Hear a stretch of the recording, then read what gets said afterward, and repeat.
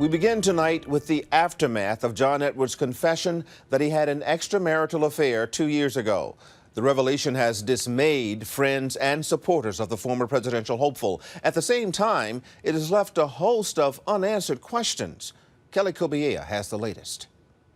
In his hometown of Chapel Hill, North Carolina, from serene sidewalks to bustling diners, the talk is the same.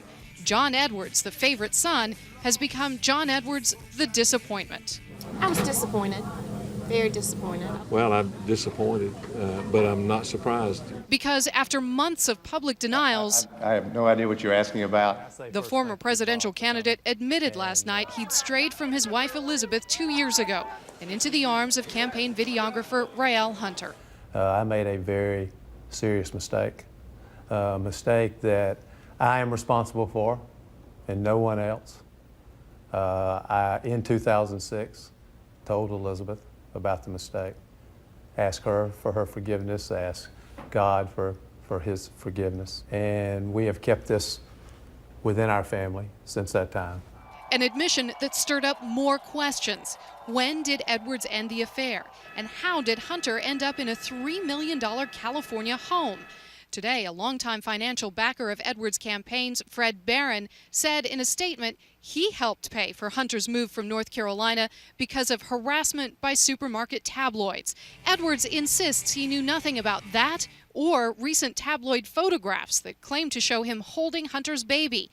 Edwards denies he's the father. I know that it's not possible that this child could be mine because of the timing of events, so I know it's not possible.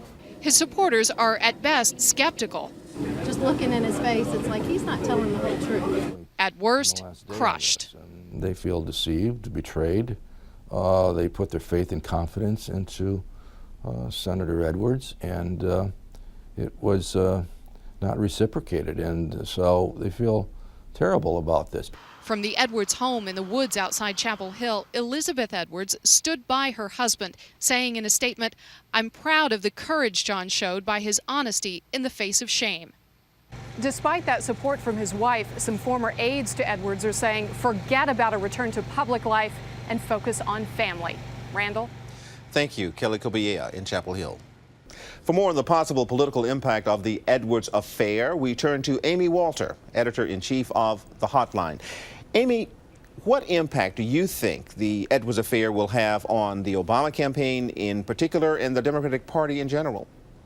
I actually don't think it's going to have much impact really at all. You haven't seen John Edwards that involved in the campaign since he dropped out. Obviously, he endorsed Barack Obama in the primary process, but since then he's been relatively quiet. So I think that overall, the news of the day, the VP pick, the conventions, those are probably going to very quickly drown out this story.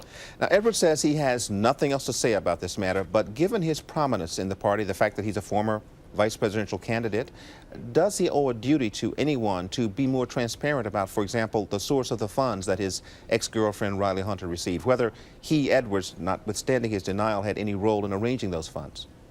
Well, I think as a private citizen, he doesn't. If he runs for office again, or if he were a public official right now, I think he absolutely would have to answer those questions. So if he does decide that he's going to run again for any office, those are the things that will certainly be asked. But for now, I don't think there's much appetite for asking them. Short answer, please. Do you think there's any chance he'll try to make a political comeback?